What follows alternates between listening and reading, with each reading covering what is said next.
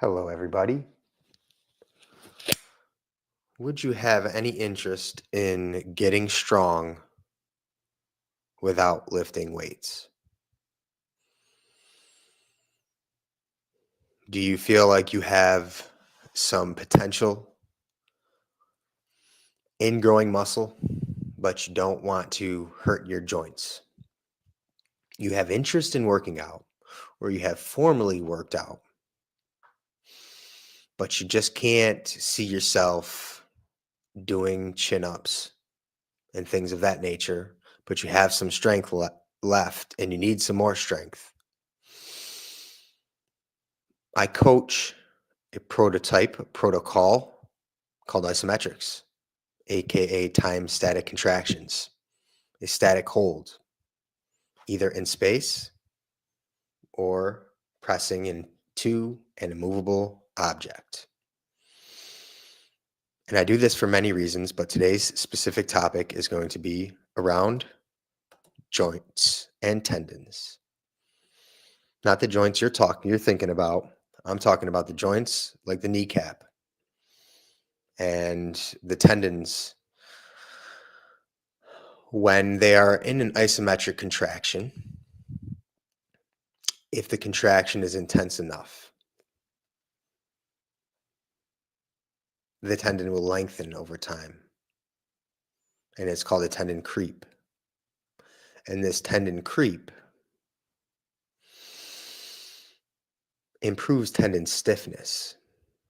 Tendon stiffness is what we're looking for when we are putting force to the joint, changing direction.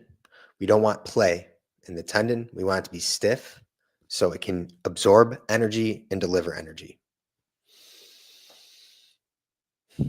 So we're making the tendon strong without moving. A 90 degree fixed joint position. Let's put a footnote on 90 degrees because we'll get there later. Also, doing isometrics, it's upgrading your software. Okay, I like to think of it as when you're doing isometric contraction, you're opting for electricity, you're opting for Tesla. Direct engagement of the muscle fiber is going to activate the nervous system. The nervous system is going to send electrical currents to the muscle fiber, engaging the muscle fiber without waste. So we're not doing work. Okay, we're not creating tension through mechanical movement. Okay, we're creating tension through electricity. And we're updating our nervous system, our software, so that when we call upon it, it's going to activate more motor units. If you have any questions about this so far, please ask. Also, if you don't know what the heck I'm talking about, or if you do know what I'm talking about and you want to learn more, but on a personal level, we can get on a Zoom call. But anyway, I'll try to get as specific as we can here in this exercise we're doing here, this mental exercise we're doing here, okay? So it's improving tendon stiffness. It's having the central nervous system activate more motor units. And at a 90 degree joint position, the muscles have enough cross bridging to optimize the contraction. So get yourself in a 90 degree position, contract your muscles against an immovable object. Because we're activating more muscle fiber, because our nervous system, our software is now activating more motor units, more muscle tissue is activated. It's going to grow then, therefore, more muscle fiber. Direct access to hypertrophy, stability, no waste, nowness when we're discussing isometrics. Nowness, instant action. Okay, let's see if I can get up a picture. I want to talk about a 90-degree joint angle. Let's see if I can't. Huh. Give me a moment here. I always struggle with this portion of this event. Window? Hmm. How's that looking? Oh, okay, cool. Can you see my mouse? Sweet. Let's see if I can zoom in on this. See, I'm getting better at this, people. What do you think? Zoom in. Okay. Zoom in a little bit more. Maybe even more. Can everybody see that? Maybe I'll go full screen. Okay. So 90-degree.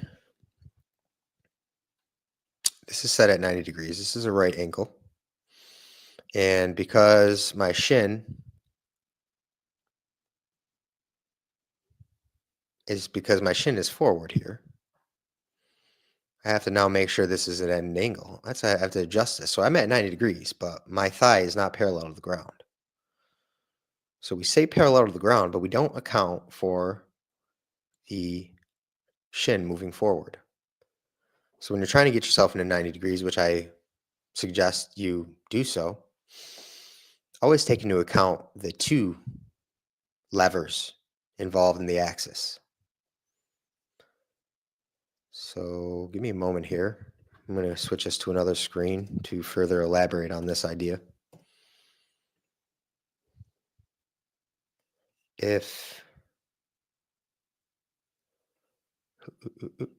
Okay, wow, this is interesting right here. He calls it something.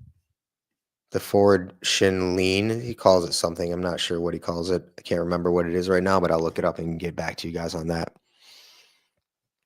So now if we were doing a wall sit, for example, this would look a little bit different. If you're doing a wall sit and your shin angle is parallel to the wall, perpendicular to the floor, that's when you want your thigh to be parallel to the floor. I hope that makes sense to everybody. Okay, so let's get myself off the screen here. How do I do that? Okay, furthermore, minimum effective dose. Can I type on this thing? Oh, I can't even type on this, huh? Okay, minimum effective dose. What's the least amount of exercise we can do to get the desired results? Say, for example, let's take a month span. How few workouts can I do to get a little bit of hypertrophy, to get tendon stiffness, and to upgrade my software? I would argue that once per week is probably enough for 80% of our goals. And this idea of living in recovery or living beyond recovery, we not only want our bodies to recover, but we want our bodies to perform at 100%. So how can I explain this to you? You go in for an intense session, you degrade the body a little bit here, you let it recover. The day that it recovers, you go back into the gym and you fatigue the body once again.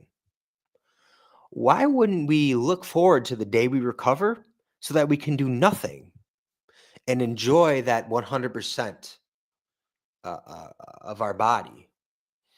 We're enjoying the fruits of our labor, but for some reason we like to eat them. We like to shortchange recovery. Right when we feel recovered, we're back in the gym. How many days can we go in recovery? Where our body is performing optimally. And I just say that because why are we exercising? Why are we doing isometrics? So that we can perform better in our day to day. So to perform at our best, we have to be at 100%. But we never allow our bodies to stay at 100%. We get to 100% and immediately go to the gym that day to get back down to 70% or 80%. It's interesting, isn't it? Hmm. I'd be curious to see how long we can go as a community before exercising. How many rest days in between can we go while still seeing results, like tangible results where we can have like a before and after picture? And that goes against, business. We want, as personal trainers, we want people to work out every single day. We want as much volume as we can get, but not me. I believe so wholeheartedly in the minimum effective dose that I would sacrifice some profit for it, some business profit for it, because I think in the long run, the value of minimum effective dose is more valuable than any money I can make currently in a huge volume personal training business. I hope that doesn't confuse anybody. You guys aren't dumb. You guys are smarter than I am. What am I going to say next?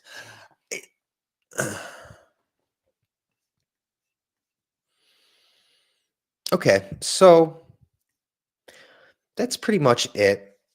You can get really super freakishly strong without lifting or straining your body. I had someone recently say to me that after an isometric set, they don't feel like they strained. Hmm. And it's not a straining set because once again, we're talking about efficient. We're talking about no waste exercise. So you won't feel strained after the set. And sometimes it might take 6 hours until you feel like the software has been upgraded. I, I'm not. If you're watching my channel by now, you probably already do isometrics. So further um,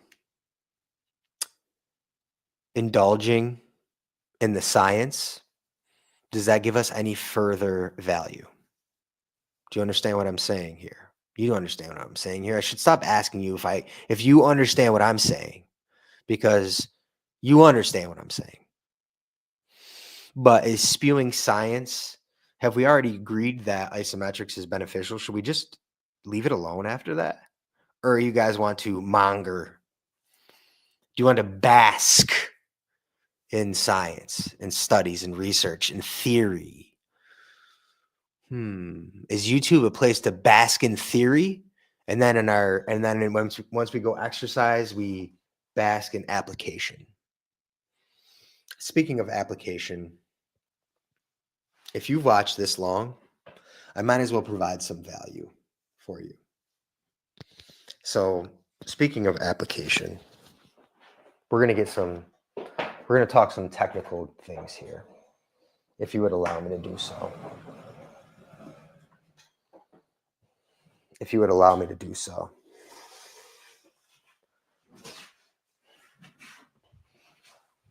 You guys can still hear me, right? I'm probably out of the shot here. Let's get my toys and my tools involved with what we are going to do here today. Okay, let's just go into... I haven't played with this item yet.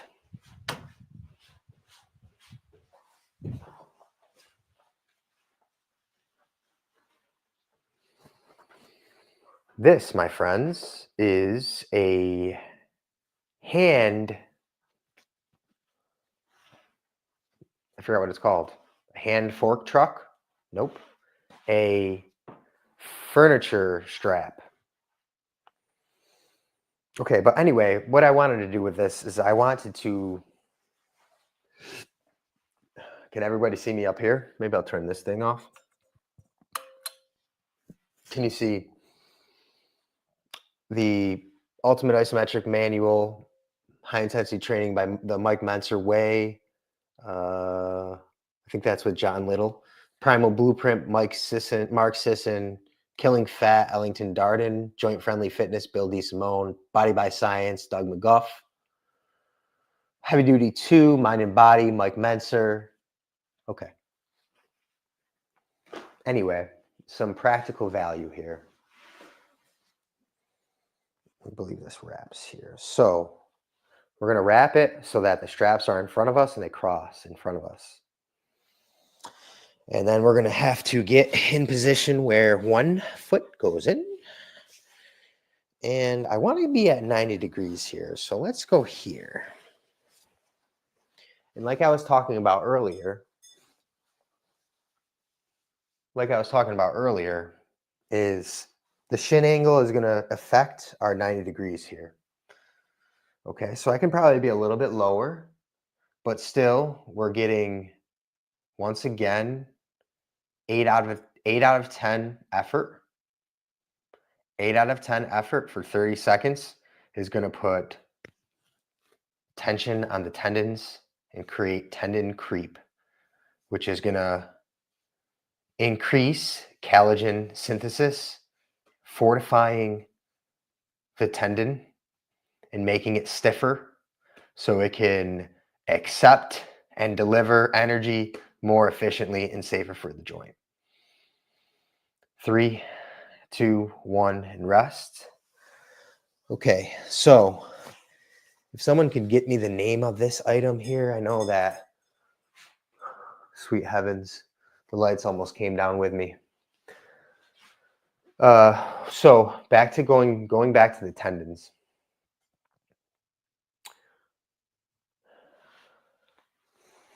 It's probably best to be more specific.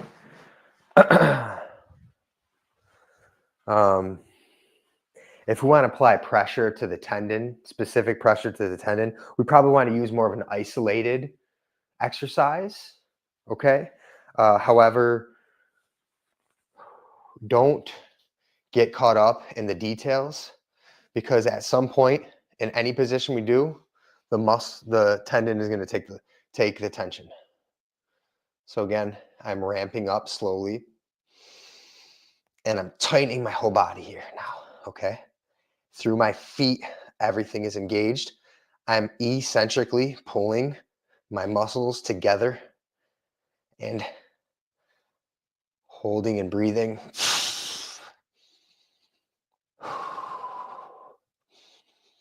All the muscles of the legs are activated here and slowly disengaging. What is this thing called? Actually, give me 1 second here. If you guys would allow me. Media assets? What is all this stuff?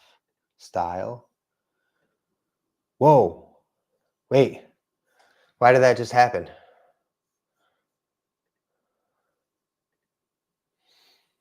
What is this? What is this? What is this? Okay, I see what's happening here. Let's get back to this. What's this? Minimal? Oh, that's kind of cool. How's that look, people?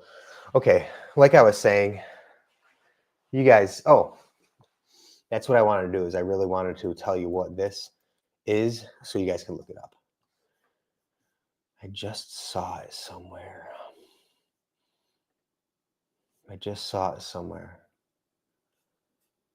Okay, hang on, right, it's right here.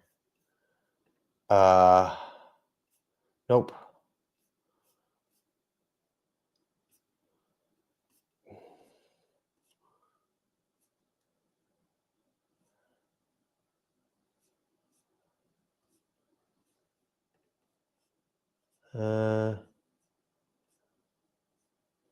I think I lost it, guys.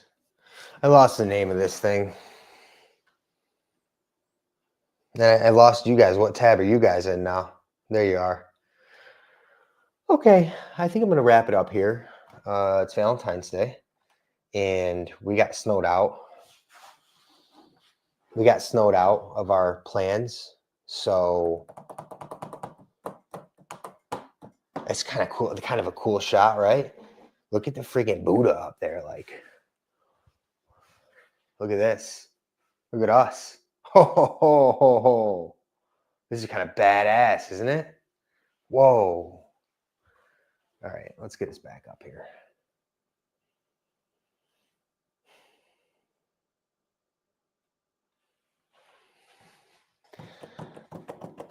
I'm going to be honest here. Not one viewer, okay? Not one viewer, but That's okay.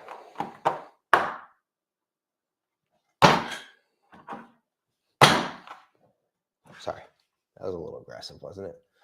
All right, we're going to put on some music to get us out of here. At this point in time, you guys are just hanging on like for dear life, joining the ride. This is some. I hope this doesn't can't like.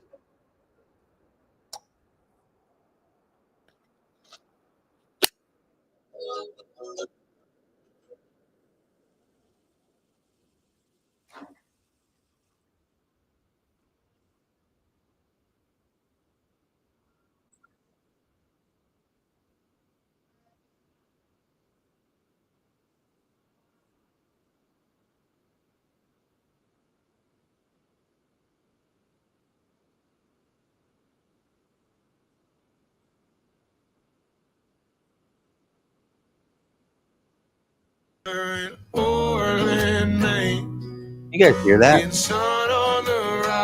The first time I could swim, unafraid of the bottom, you were holding me. Luke Like Borchelt, you had Borchelt, something to Luke tell Borchelt, me, but they clogged movie your drain. and country I fan. loved Somehow this guy you in came across. Orland, Maine. This guy came across my channel and thought it was a pretty good song, and he just released a music video today. So cool, why not? Someone once told me, grow your network and then connect them all. So somehow, if I could put Luke Borchelt on because of someone found him on this channel, wow, that'd be impressive. And with that, keep dreaming, keep believing, set big goals, competitive excellence to be at your best when your best is needed. Set goals for yourself and strive for excellence every day. We don't know what happens after this. We only have today. Do the best that you can be. Compete with yourself, compete with your neighbor, compete with the guy you were yesterday, compete with the guy you are tomorrow. And that's all I got for you today. See you tomorrow or the next day. Hopefully the day after that, 20 years from now, 100 years old, because of isometrics. Over and out.